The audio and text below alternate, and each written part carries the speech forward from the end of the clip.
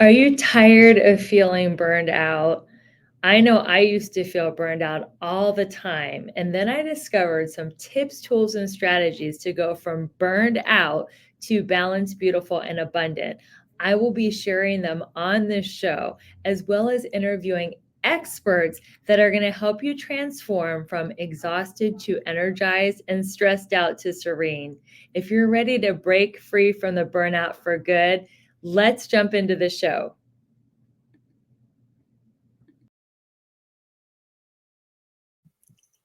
Hello, everyone. Welcome to the Balanced, Beautiful, and Abundant Show. My name is Rebecca Whitman. I'm your host, helping you go from burned out to balanced, beautiful, and abundant. And today we have a dear friend of mine and someone that I've known now for 5 years. Wow. Welcome to the show, Jessica Perez Beebe. Thank you, Rebecca. I'm excited to be here. Thank you. So great you're here. I had so much fun speaking on your summit that I wanted to continue the awesome connection here on my show.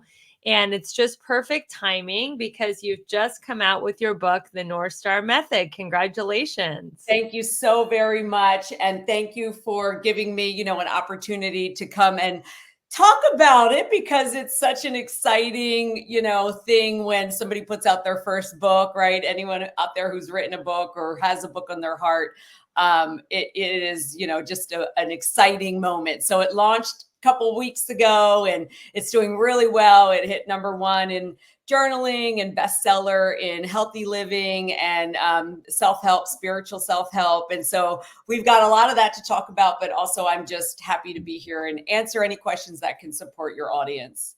Amazing. Well, let me tell my audience about your illustrious background. So Jessica Perez Beebe is a #1 best-selling author of the book she just described, The North Star Method, which is a transformative guide praised for blending spiritual wisdom and practical strategies to help people achieve their vision.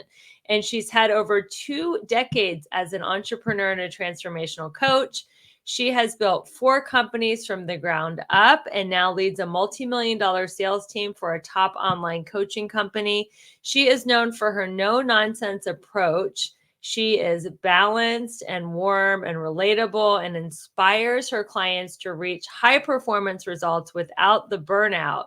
In her downtime, Jessica enjoys cooking, reading, writing, painting, and spending time with her husband, 2 kids, and their beloved poodle. But she forgot to say she's a fitness competitor, because when I met you, Jessica, you were coaching a leadership program that I was in, and it was crazy 16-hour days. Yes. And I was just blown away by your discipline to train and follow your meal plan and all the stuff. So you have been just disciplined your whole life. Well, not my whole life, but maybe not. Tell us your story. Let's start with that. Right. Tell us your story. How did you get to be doing what you're doing? It's so funny though. I love that you share that, because you're right. I completely forgot that when we met, right, it was in that container of those intense hours. And I was literally 2, 3 in the morning, going to the gym instead of hitting the bed and eating my, pre-portioned meals and all of that. But that's what it takes in that sport of bodybuilding. So yes, I am also a pro bikini bodybuilding athlete in the biggest bodybuilding organization in the world, the IFBB, for anyone out there who is a gym geek. But no, I was not always that disciplined. I think I was destined to be, but I grew up, like maybe so many people who end up taking a more structured path. I grew up with not much discipline, right? Or not many boundaries, not just, super loving family, but also a lot of chaos. Single mom, very, very struggling, financially and all of that. So it's interesting, the path that I took. You were a single mom, or you were raised by a single mom? I was raised by a single mom. My brother and I, she was 17 when she had me. So a young single mom. And, we lived in low income housing. We moved around a lot. So we were exposed to all of the things that you could imagine we were exposed to.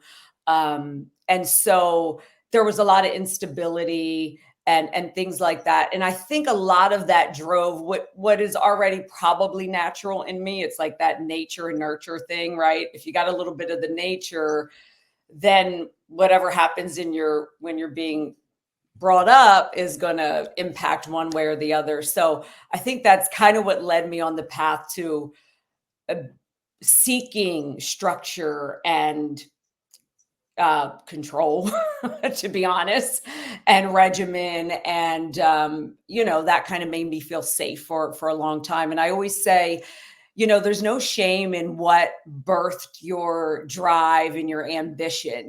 That's just part of it. It is part of our journey. As we get older and, we do more personal development and healing and all of that, and we seek to grow spiritually, not just with achievements, right? And I actually talk about that in my book. What happens is we're able to evolve and set different boundaries and maybe still be definitely still be ambitious, but for different reasons, right? More intrinsic and more just more intentional without the need for the external validation and all of those things. And at the same time, it's just part of the process. So yeah. So how did you go from growing up, in a lower income family to being a transformational coach and a best-selling author? Like what was the journey like? I know we don't have time to go through every Yeah. step of the journey, but what were some of your What was the journey like? There's a little bit of this that feels a little bit woo-woo and esoteric. And then there's another part of it that is very strategic and, thought out. And so, and what I mean by that is I can remember at a young age, just literally saying to myself and feeling like, I am not supposed to be in this environment forever. Like, this is like, there was just something about me that felt like there's something different for me. Right. And people who are listening, probably there's so many women and men, right, who have that feeling, right? Like you're just meant for more. You're supposed to be doing something different. And you feel different maybe than everyone around you. So I always had this drive and curiosity about what was outside of my environment. And so when I was old enough to recognize some of the things that could help me get out of that environment, that's really what I started to focus on, right? Like really academics and things like that. I was the first person in my family to graduate high school. So you can imagine, yeah, that's a huge thing, right? You don't think of that here in the US. Even though everyone in my family is very smart and very creative and but I was first generation in this country, although Puerto Rico is a part of this country, but my parents were born in Puerto Rico. And, so I was the first kind of Americanized, So where were you raised? What part of it? I was raised here. No. So that's what I mean. I was kind of like the first generation here. Where are you from? I'm from Wilmington, Delaware. That's where I was born and raised. And yeah, my family is all natives of Puerto Rico. And most of them have all been here, since they were teenagers my mom and, my grandparents came as adults. But so, I think, like I said, there was just kind of a knowingness inside, and I followed that feeling. I followed that feeling. I followed that calling. I remember many moments and like 2 or 3 very distinct times in my life where I could almost would remove myself from the circumstances that were going on, and I could look down and I could see it and I could really feel detached almost. And I just knew that I was just here for a time and that this wasn't going to be the circumstance, because there was a lot of, really tough circumstances. And so there was something that just kept me wanting better and wanting more. And then I just really sought that out. And then, to give credit where credit's due, I had people who noticed that in me. Right. And so I think, women, men, all of you who are listening, and women especially, that's our demographic of audience. Like, think about the people that made a difference in your life. And to me, one of the biggest ways that you can return that is to go out and be a mentor and an inspiration for others, right? Because I think about those people, whether it was, an aunt in my family who was able to provide some kind of security, sometimes when I didn't have it at home, or a teacher in middle school who noticed the curiosity and all of that in me, and really started to nurture that in me. And so I ended up getting a full scholarship to a private, all girls prestigious high school. And that really changed everything for me, because I just got exposed to a different culture and different opportunities. And then it just kind of went from there, just taking opportunities and seeking them out, right? Seeking them out and then taking them when they were in front of me. But, lots of bumps and bruises along the way. Were you always an entrepreneur, or did you start in corporate America and switch? Like, how did you find the world of coaching? Yeah, great question. So it's funny, people in my family tell me I was always an entrepreneur. They're like, in high school, remember you used to sell us Avon and things like that. And I never thought of that. I had for a while there, I don't know how long, but I always thought, wow, I could work for myself. I could be an entrepreneur, but I had zero models of an entrepreneur. So I didn't even know what that meant. I had all of these weird fears with money, because money was really like taboo for our, it's like other people have money, we don't. So I would have these dreams and visions and ideas, knowing that I could do that, but I never had the confidence to pursue it. And I actually write about that in chapter 3 of my book, which is when everything changed for me. I was just turning 27. I was 26, just turning 27. My mother had just turned 45. A few weeks prior, and she was killed instantly in a car accident. Oh my God, I had no idea. Yeah. So at that time, I was working in a quote unquote corporate world, just for about a year. And I was flying to France. I was, kind of, everybody in my family, like, wow, you've made it. You've got a great job with benefits, all of that. I hated the job. I hated my boss. I wasn't even really great at the job. But again, I never felt, I didn't know how to just go out and be an entrepreneur, So that was a huge wake up call for me. I mean, literally, I remember, when I had just come home the night before from a work event in Florida, and my aunt called me to her house. And this was one of my mom's younger sisters, who I was really close to. And she's the one who told me. And it had just happened that morning. And as you can imagine, it was just shocking and life-changing. But I remember being going into her bathroom and, just being in a ball on the floor. And I remember distinctly this, it wasn't an audible voice, but it was a voice in my head that said, life is now. My company is called Live Now. And it just woke me up in such a way that I can only give that glory to my mom, to God. I don't know if I would have ever pursued my dreams if that, maybe I would have, maybe it would have taken longer, but it was an instant reality check that, wow, I don't have more time. If I'm going to take these chances, I got to do them now, because my mom wanted to be a writer. My mom wanted to do all these things, and she never felt ready. She never felt worthy enough. And she took all her dreams with her to the grave. And I just said, that's not going to be my mom's legacy, And so that changed everything. And I quit and put myself through massage school, started a local massage business, traveling sports massage company. That was my first business at 27. And then I built 3 more companies from there and sold a company. And now what were your other businesses? I had a personal training studio, and then a a local gym that we grew 3 times, and into another location. I sold that. And then I have my online coaching company as well. So, yeah.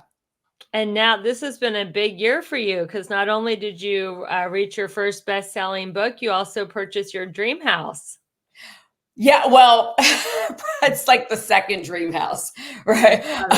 Yeah, so I thought we had our dream house, and we were living about 10 years kind of location independent. So we were overseas, we were, you know, living out all the things that I had wanted to live out, and it's been great. And so we just recently, what you're speaking about is are returning to our hometown. And so we settled in our new house in our hometown of Wilmington, Delaware, to be closer to our family. So we've gone and done all of that. We had what we thought was our dream house in Washington State, surrounded by all the greenery and all that. And it's been great out there, and we love it there.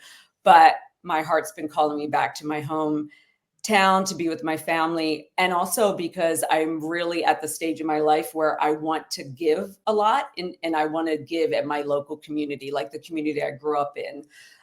So that's really what's kind of next for me. There's a couple more books coming. There's just philanthropy. There's, a lot of that. Probably a local business coming in the next year, like another new brick and mortar business. Nice. So yeah, so you know how it is. It's like when you keep and this is what I talk about in the North Star method, right? And so the subtitle is how vision can save you when goals fail you. And I really attribute this to how come like people ask me all the time, how did you create this transformation? I transformed my body. I was 25 pounds overweight. I used to be a smoker, a heavy drinker, like in my 20s. Nobody in my family was healthy. And then I got this. Are you sober now? Well, I was just like, I was just a drink, like a 20-year-old. Yeah, I wasn't like a, alcoholic or anything. Right. But, every night, hanging out the bars, drinking bar food, that type of thing. I worked in a restaurant, that kind of, but I looked around and, my grandparents had type 2 diabetes. Everybody was a smoker, and I just said, I don't want that life for me. And just to give you guys like a quick snippet of the difference between being goal driven and being vision driven. When you are goal driven, for instance, I could have set a goal to lose 20 pounds, which people do, right? They want to lose 10 pounds to fit in their wedding dress. After the awesome honeymoon, they gain 15 pounds, right? Rightfully so. They're having a good time. But when you have a vision, my vision really was about me living a long, healthy, vibrant life into my senior years. I had no attachments to numbers, weight, nothing like that. Like I didn't have any limits, right? Goals are they're limited, right? And they're time bound.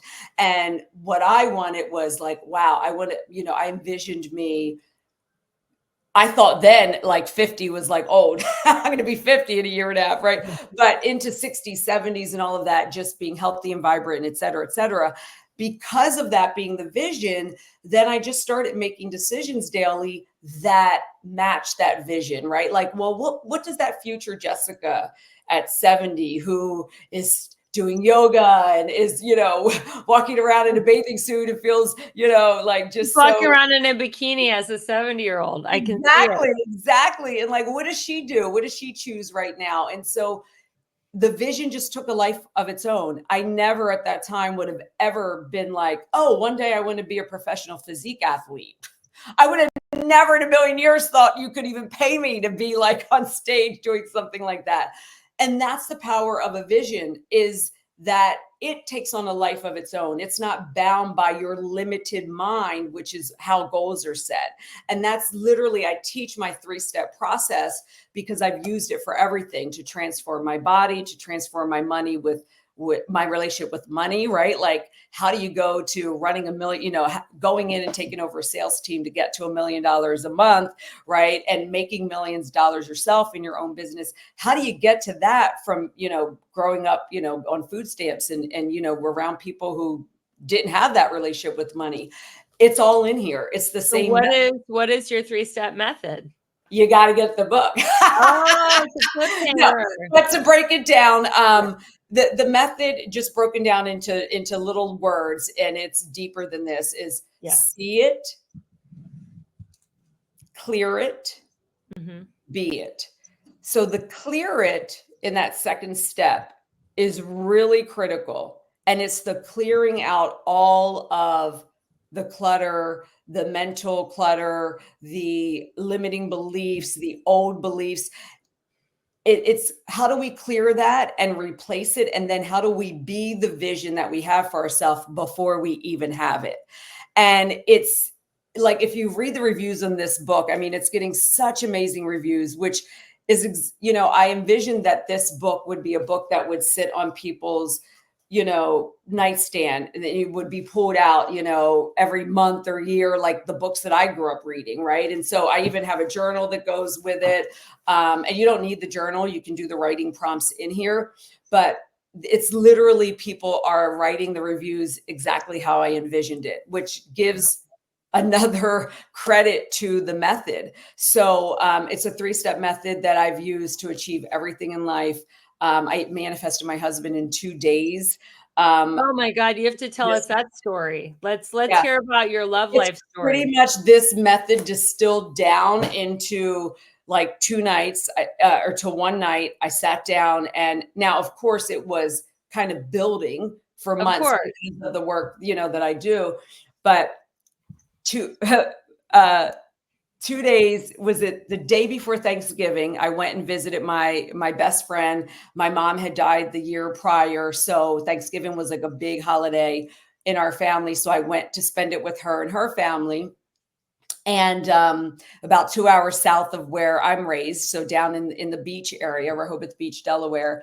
And that night I sat up and I did all of this work, and I had decided about a month or so prior I wasn't going to date anymore in the meantime. Right. Like I had broken up with someone 6 months prior who was like an almost perfect. And it was one of those moments where it's like, wow, I have to break up with someone, even though there's nothing wrong. Nothing's going Right. wrong. But I knew it wasn't my forever person. And I decided, you know what? I don't want to casually date anymore. I don't want to, be intimate with anyone. I literally am prepared to be single for 10 years until that person that fits this comes along. And what I want to say, because this is super important, because people talk about manifesting and law of attraction and they get it wrong. You can't just sit there and wish for something and say a bunch of affirmations. A little bit of that is a part of it, but the work that I did was, in order for me to attract what I wanted in this person, I had to start being that, because Right. like attracts like. And so it You was through attract that. who you are, not who you want. That's exactly right. And so Yeah. many people miss that, Rebecca, right? So I'm so glad you know that. Not surprised, but I did like a really crazy deep dive until like 2, 3 in the morning. And I put it to the side, and I was like, I'm prepared, for the next couple years. I don't care. I don't need to date anyone. And on Black Friday, the day after Thanksgiving, my best friend Liz and I, we were out shopping, doing the tree lighting. It was like 5:30 in the evening. We went into a little restaurant, sat at the bar, ordered a burger, and my husband walked in like 20 minutes later. And we closed down the place, and we've been together ever since. Yeah, we met at a place called the Summer House. And so now we have a boat called the Summer House. So what happened when he walked in? Did you recognize him right away? Did he I recognize was I you? was magnetically drawn to him. I did not think, oh, there's nothing like that. But I had such a physical, like just like really drawn to him. And I didn't know why. I didn't put 2 and 2 together, even though we had a great night and I left and all of that. And like I didn't put any of it together until like our second date. And I was like, oh my gosh, this is what this is. So it was a really and I'm so glad that my best friend was a part of it, because it's like, I'm not crazy, this happened. She's was there for all of it. But it's not as that story is not just rare to me. You talk to people who live like this, who believe like this. And you'll hear these stories a lot. And that's why I want to get this book into people's hands, because it's so simple, right? It's a simple yet transformative 3-step process. And what it's going to do is it's going to help you unlock your full potential. And you talk about getting out of the grind, right? How do you shift from the exhausting grind of the goal setting to-do list, right, to the liberating vision driven approach that is not time bound and has no limits and allows you to freaking enjoy life in the meantime, right? It's not when I get this, or, because it's the being, it's the process, It's not right? that if only I could have this, then I'd That's be right. happy. Yeah. So Yeah. how do you do that? How do you have big goals and dreams and enjoy the journey without getting caught up in the comparison? Oh, why does this Yep. person have what Yep. I want? And how do you That's do that? that's literally all in here. Like, it's if you I teach you in here how to stop settling for small goals. Here's what happens.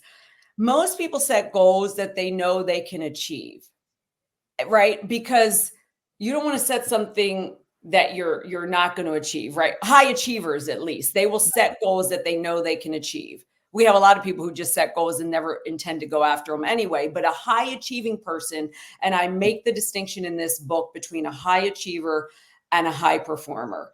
High achievers, and most high performers start out that way. High achievers are driven externally, right? And we need to check the boxes, and we need to have the to-do list to feel accomplished, and we need, right? But you end up just feeling empty. Nothing is enough, right? None of those accomplishments satisfy you. And there's always this empty feeling. And so why is that? And it's because those goals have never been connected to something bigger, right? And so your North Star vision typically is going to be with you for the rest of your life. It doesn't mean it doesn't change, or it doesn't evolve, but it literally becomes the umbrella for everything else you set underneath it. So when you've got goals that are attached to a vision, that's a whole different story, right? But the people who are burnt out and overwhelmed and either starting but not finishing, or yes, finishing, but at what expense, right? Their health, their Right. relationships, just their fulfillment, right? The shift into vision, being vision driven, is really a spiritual shift.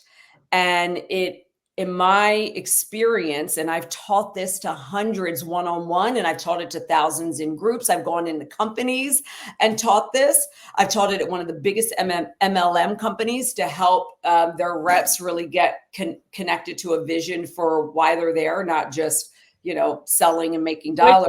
MLM? A beauty box. Do you Oh, know? nice. The beauty box or beauty bar? Oh gosh, they're gonna kill me. I don't know. A really big one.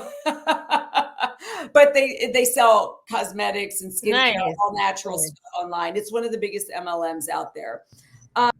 Are you tired of endless diets and frustrating results?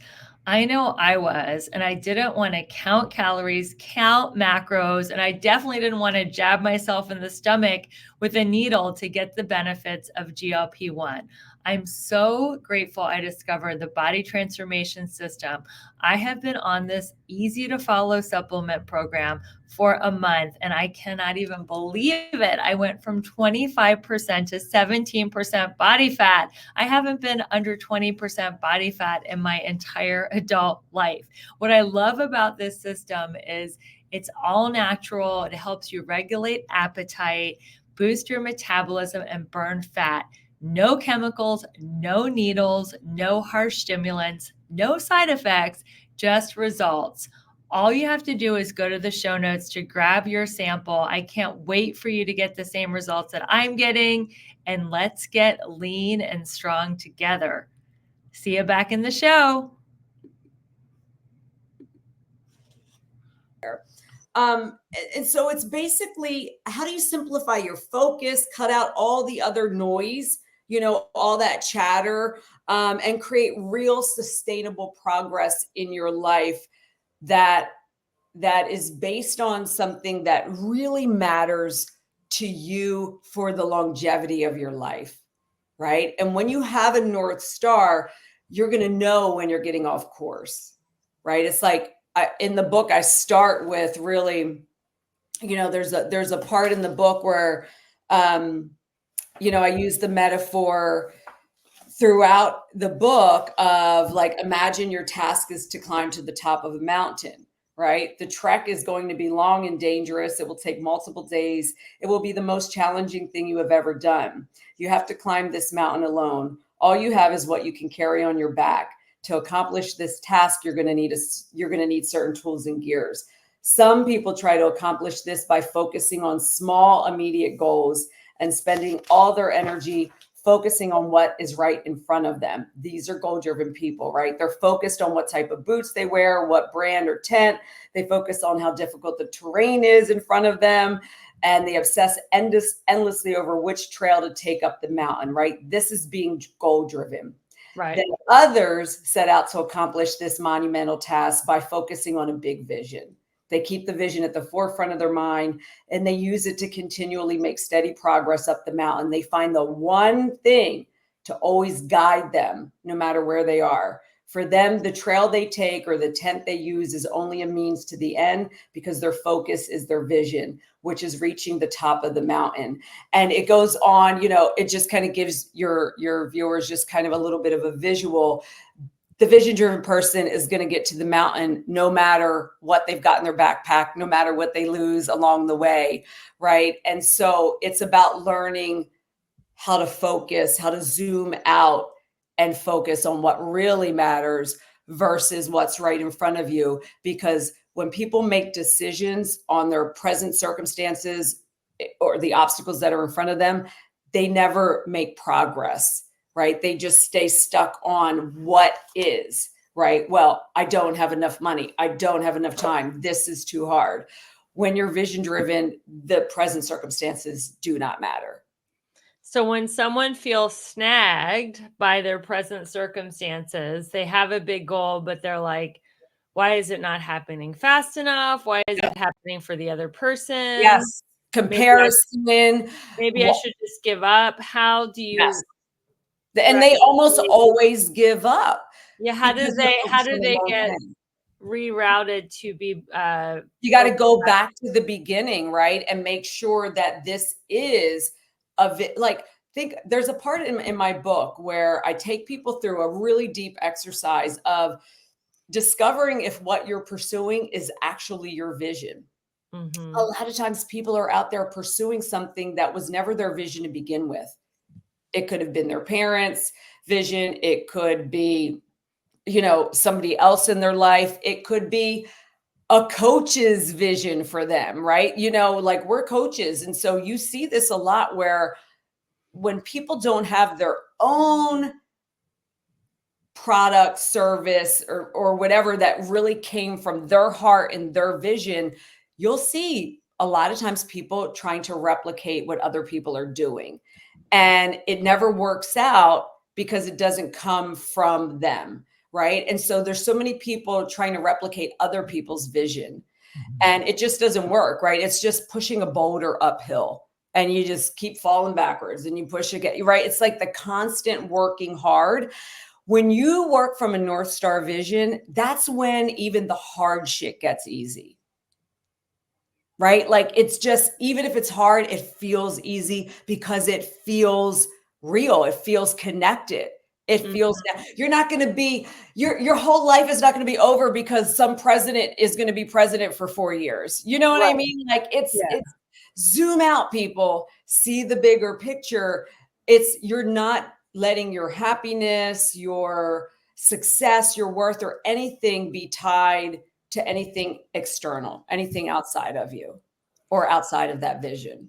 So on your Instagram, it says, achieve more by doing less. Yes. What does that mean? Yeah. So when you are goal driven, you're typically that busy beaver, right? We have a quiz like, are you a 10x thinker or a burned out busy beaver? A lot of people are surprised that they are the burned out busy beaver. Right? They're wearing that badge, like that busy beaver, like a badge of honor. And most people are overwhelmed and burned out because they're doing a lot of stuff that doesn't actually matter. There's a great book out there. I'm sure you've read it. Your audience probably heard of it. Get it if you haven't. The War of Art, right? Stephen Pressfield talks about this. People get so focused on the busy work that they never do the important work. The important work to me is the stuff that's tied to your North Star vision, right? The important work is writing a chapter every day for the book that you say you want to put out, right? Or doing the things you need to do in your business to get that going. Or, the important stuff is if your goal is to lose this amount of weight or to do whatever, right? You're actually prioritizing those things. You're not only doing it when you feel like it. But what happens is people get so caught up in the busy work, checking emails, washing clothes, doing all of these things that give you a false sense of accomplishment. And hear me on this. High achievers are really good at taking on a bunch of new things, saying yes to everything and to everyone because it makes you feel accomplished. It's not accomplishment unless you complete and you follow through with excellence, right? That's not accomplishing. It's just starting a bunch of stuff and never finishing, or starting a bunch of stuff and doing it, very mediocrily. That's not a word. I get what you mean. I think a lot of people, since we're both in the coaching space, they buy like 10 or 15 coaching programs and they start, but they don't finish. Like it sounds good at the time, but so you're saying to be a finisher, successful people are not just starters, they're finishers. Imagine how, absolutely. And that's something one of my mentors, Shanda, talks about all the time is finishing, finishing, finishing. But like, I think about it with my professional sport of bodybuilding, right? Like, I'm so glad you brought that up because before we end this, I want to know all the fitness and nutrition tips it took to get you in that kind of crazy shape. It's going to be so different than what people think for the most part. But with that, the thing is like, that's not people will try and do things like that as a bucket list thing. That's okay. It's not healthy to do something like that. It's not healthy to do any extreme sport just as a bucket list thing, right? It's got to be a part of your lifestyle. Anything that you do to an extreme, like for one, it's just not, it's not healthy, but it also speaks to what we're talking about, doing things that aren't connected. Like I didn't just decide to do this as a bucket list thing. It just fell into me because of the way that I was living, and this was my lifestyle. And then it just was like, oh, this is what I'm doing every day anyway. And people are telling me I could be really competitive in this. Great. I would be training and doing these things like this anyway. You know what I mean? Like, it's my lifestyle. It's part of my vision. It makes me feel good. I don't feel deprived. Now, yes, any kind of sport, when you're getting down to the wire, you're depriving yourself of some things. That's literally, you're sacrificing for what you want. That's going to be like that with anything. You're delaying gratification for the actual thing that you're going for, right? Whether it's a business or whatever, right? You're not spending all that money so that you have it for the thing that you need. So it's the same thing when you're dieting and training and all of that. And because it's my vision, I'm not when we're 16 hours coaching in the training room, I'm not then saying, well, I'm going to go to bed and not train. No, yes, it's not convenient. Yes, it doesn't feel great. However, this is what I mean by when you're vision driven, the hard shit is easy. Yeah, it's hard. It doesn't matter. It's easy for me to do hard things when it's connected to my vision. It's not easy for me to do hard things if I could care less about it, right? And that's why I say it's got to be your vision. There's very few people who are going to want to do the type of stuff that I do when it comes to bodybuilding. It's not part of their vision. Why would they do that to themselves? Right. So that's why I say to people, you don't really want to know my training regimen and my dieting, because it's not going to match what you're willing to do, because your vision is different, right? You know what I mean?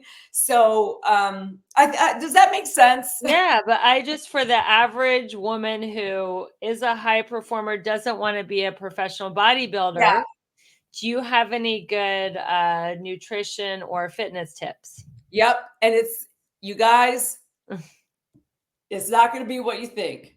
Okay, For tell us. your fitness, find something you like to do. Mm-hmm. That's it.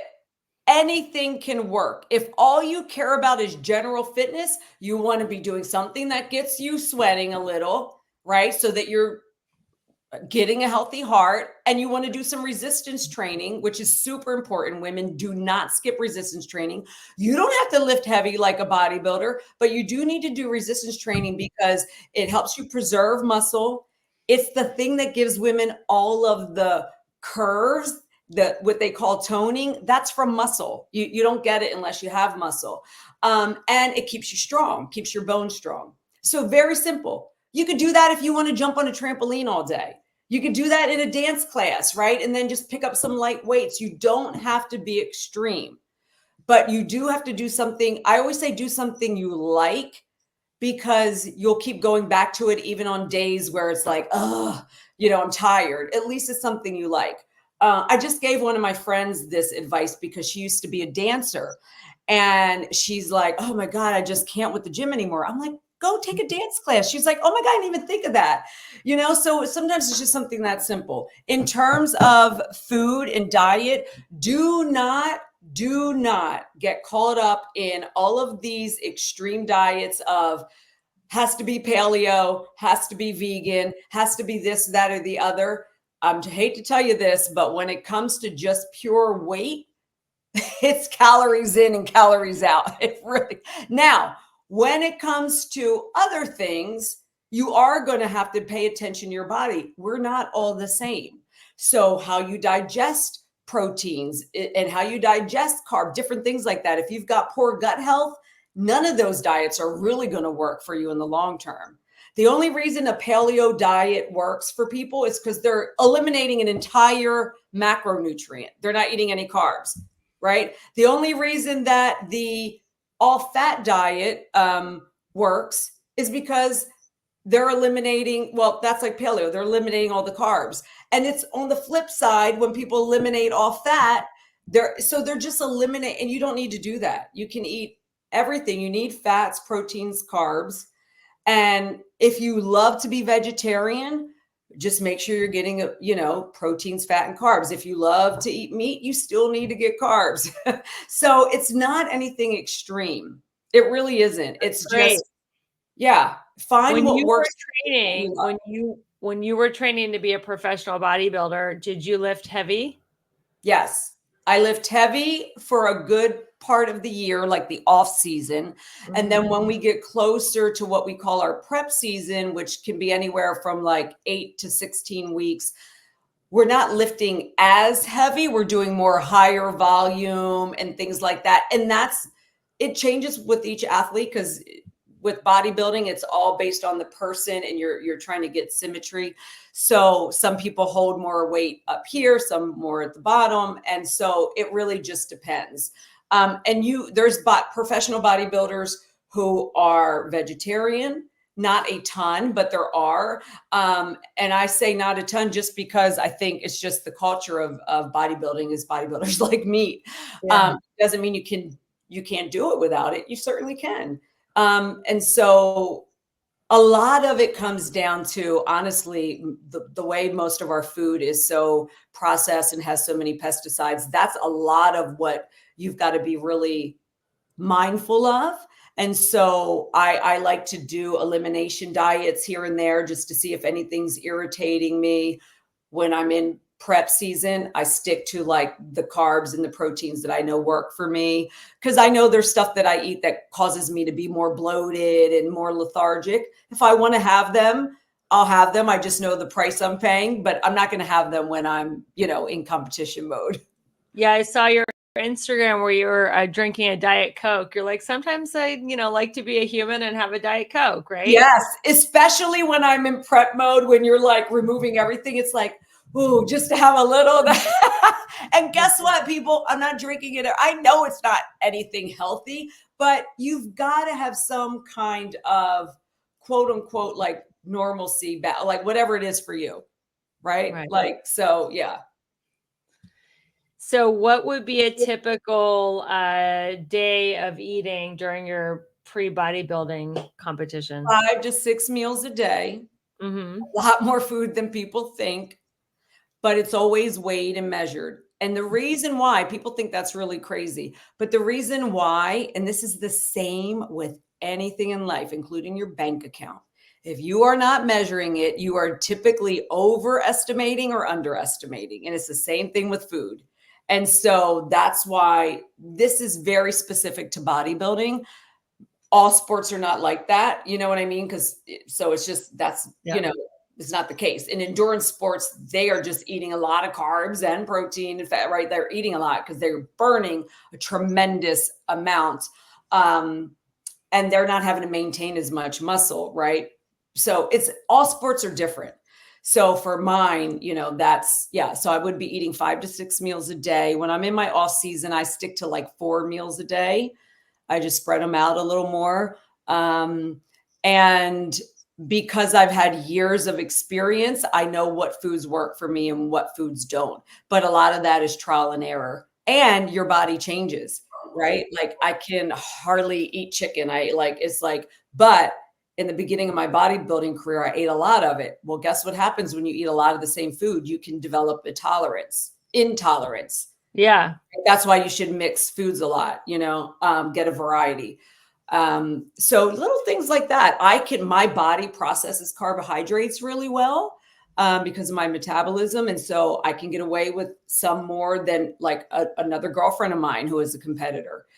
She can get away with a lot more fats and less carbohydrates, but we still do balanced, right? And it's still, hate to tell you, it's calories in, calories out. In terms of weight, Right. obviously you don't want calories in and calories out on a diet of ice cream every day because you're going to have what, 2 meals. Right. No vitamins, no micronutrients, so it's common sense So do you stuff. think you'll ever go back to that sport and train for another bodybuilder Oh, competition? I'm still in the sport. I'm just in an extended off season. Okay, you're focused on your book It's and been a lot, yes, yeah. because we've been moving from state to state and like business stuff, and so I had to be realistic. And I'm 48 and a half now, so it's not as easy to just juggle it all. Like I started going through some premenopausal things, so we had to shift and do some hormone stuff, and so now I'm getting back to. But I had like a year and a half there where it was like nothing was working. And by the way, women, that's part of the transition. Yeah. Some of us are going to start at a little younger, some are going to start a little older, and you've got to change. So that's the thing. I don't freak out. I'm like, for the last year and a half, I kept an extra 10 pounds, 12 pounds of weight on me with going through those changes. I had to work out less. I had to sleep more. I had, and guess what? It all helped. And Yeah. now, so get educated, connect with other people. Like I work with a hormone doctor and, stuff like that. And just don't buy into all the shit you see on social media with all these, anything that's telling you all this food is bad and all that food is bad is wrong. Yeah. Like it just is. It's just ridiculous. Well, Jessica, this has been an amazing. I could talk to you all We day touched on a about. million things. I know we touched on a lot because you're so interesting and you have such a Oh, diverse background. And I really love that you've been a rags to riches story. I mean, you're living oh, the American so. dream. It's so inspirational. I know my audience is going to want to find you online and stay in touch. So, how can people stay in touch? Yes. So first of all, I just dropped a link for any. Will this chat or no? Should I put it in We'll the put it in comment? the show notes. We'll put it in the show notes. So just send it to me, and when we, Okay, great. yeah, So yeah, I'll drop the link to my book, and also on Instagram is like my favorite social at Jessica Perez Beebe, and also Facebook, Jessica Perez Beebe. I think it's like Coach My Mindset on Facebook. My website, jessicaperezbeebe.com. I've got a quiz. I'll send you all that stuff if you're able yeah. to put it in the comments and in the show notes. And I'll share this as well so more people can see what you're doing, because you're going to be putting this on one of your shows, right? Another show? Yeah, so not only is this a podcast, everyone, I'm now on the Everyday Woman's TV network. So this will also So be a cool. part of the Everyday Woman's TV network. So thank you so much, Jessica, for being Thank an you. amazing guest. And thank you, listeners, for Yeah. sharing the show, rating, reviewing, keeping this message going that you don't have to live life burned out. You can be balanced, beautiful, and abundant. So if you haven't left a 5-star review, go ahead and do that. Share this episode with a friend, grab her book. And until we meet again, keep your vibe high and magnetized. Bye, everyone. Oh, I love that. That's high and Thank you for listening to another amazing episode of the Balanced, Beautiful, and Abundant Show. I hope you found great advice and actionable tips. Don't forget to share this episode with a friend. And if you loved it, rate, review, and subscribe. We are so excited to watch you transform from burned out to blissed out as you continue with us on this transformation journey. Until next time, keep your vibe high and magnetize. Imagine looking back at the end of 2025 and saying the best decision I ever made in the entire year was going to the Mindset Manifestation Retreat in Playa del Carmen, Mexico with Rebecca. Not only will we set intentions, goals, and strategies for your new year, we will give you 21 customized affirmations, a vision board, a power word, a playlist, and every tool you need to get all 7 pillars of your life to a level 10 and to crush your goals in 2025. In addition to all the goal setting and masterminding, you'll get to relax in a luxury spa, do yoga, and have a sound bath, all at a beautiful retreat, an amazing Playa del Carmen, Mexico. And if you can't make it all the way to Mexico, which I know you want to do, and I can't wait to see you in Mexico, I'm having a little mini version of that on December 29th. It is a free training I do every year for my community called the New Year, New You Workshop, where you will get 21 customized affirmations to make sure that 2025 is your best year ever. Go to the show notes to learn more. I'll see you at the retreat.